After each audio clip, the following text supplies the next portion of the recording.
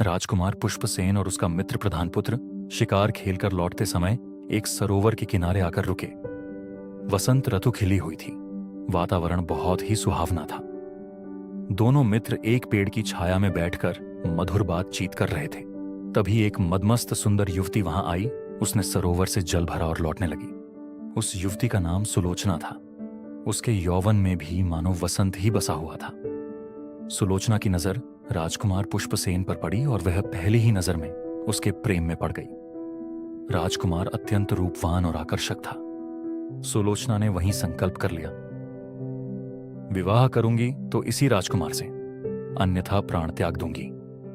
सिर पर पानी का घड़ा रखकर छमछम करती हुई वह राजकुमार की ओर नयन कटाक्ष करती हुई बढ़ी। राजकुमार को आकर्षित करने के लिए उसने कई उपाय किए, लेकिन राजकुमार पुष्पसेन पर उसका कोई प्रभाव नहीं पड़ा।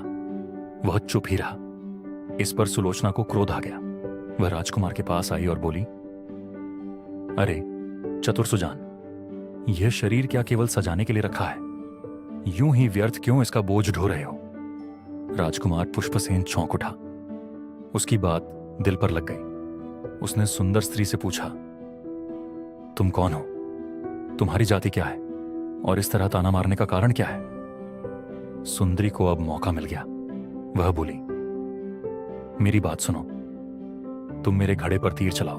हम शर्त लगाते हैं, अगर तुम्हारा तीर मेरे घड़े को लग जाए और उसमें से जलधारा निकल पड़े तो मेरा नौलखा हार मैं हार जाऊंगी, और अगर मैं तुम्हारे तीर को बचा लूं, मेरा घड़ा तुम्हारे बाण से न छिदे, तो मैं तुम्हें अपने रंग महल में रात भर ठहराऊंगी। पुष्पसेन बचपन से ही धनुर्विद्या में निपुण था। उस अजनबी सुंदरी ने उसकी चतुराई को चुनौती दी थी। उसका बाण कभी निशाना नहीं चूकता था। फिर घड़े को भेदना उसके लिए क्या बड़ी बात थी? कुमार ने शर्त स्वीकार कर ली। सुलोचना घड़ा सिर पर रखकर छनछनाती हुई चलने लगी। राजकुमार ने तीर साधा। तीर छोड़ा। ओह! पहली बार उसका निशाना चूक गया। कुमार को बहुत क्रोध आया। ऐसा कभी नहीं हुआ, और आज मैं निशाना चूक गया। मेरा वार खाली चला गया। लेकिन उस सुंदरी ने बड़ी चतुराई से वार को टाल दिया था। यह निश्चित था, और राजकुमार शर्त हार गया। कुमार क्रोध और शर्म से रात में प्रधान पुत्र के सामने देख रहा था। वह भी इस शर्त का साक्षी था।